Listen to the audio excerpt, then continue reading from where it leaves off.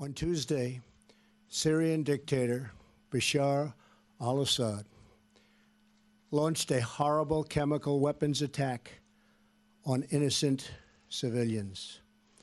Using a deadly nerve agent, Assad choked out the lives of helpless men, women, and children.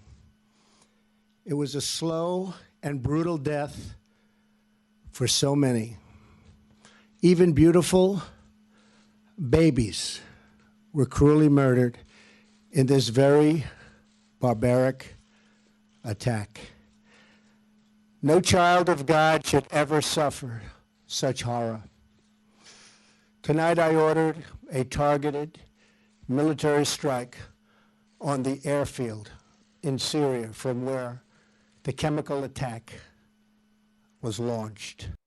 On a rainy Sunday afternoon, we went to the Islamic Center to get some reaction from the Syrian community and what they think of the Trump's attacks, and also reaction to al-Assad's chemical attacks on civilians. Recent action from Trump administration, it was pretty late. It was very late to stop the regime, and I don't think it's sufficient enough. Of course, the people on the ground, they are more afraid now, more scared the regime will retaliate from the civilian on the ground from this attack on their air bases. So, Syrian community here, of course, many of them, they are in favor of this attack, and they're asking for more.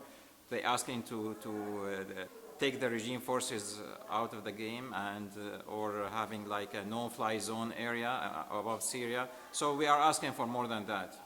What do you tell the American people who actually supported the Syrian refugees and against Muslim ban, but they still against any military intervention in Syria? Well, I'm gonna tell these people, this regime, they don't know peace. The Syrian regime, they are not gonna give up their power. They are not stop their killing the people with just peace talk. That's not their language. They don't understand that.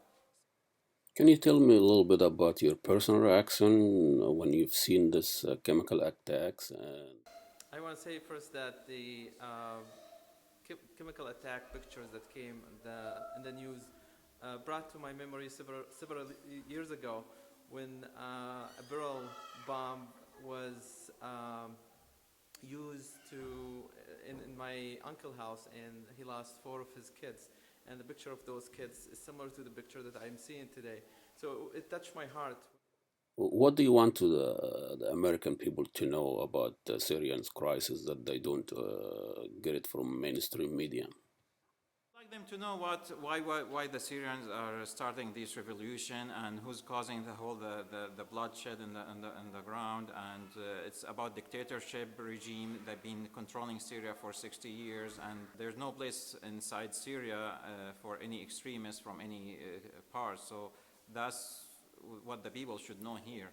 A lot of people are not sure about the alternative to Bashar's brutal regimes and wondering about who should replace him. I understand that they say there is no alternative, but I think we, the United States, as an American, I want to say this, we should create an alternative, a viable alternative, just like how we created in South Korea.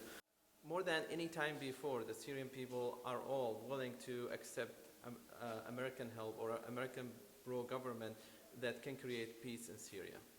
You know, the American intervention in Iraq and Afghanistan, it's a scary prospect.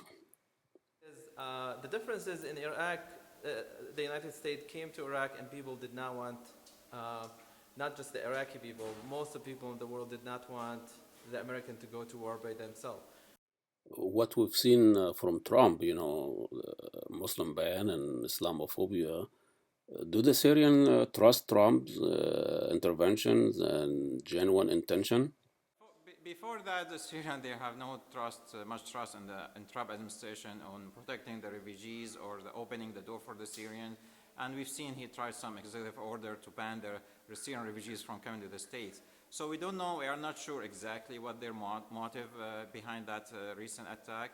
But at the end, it's going to work for us anyway, regardless what they are.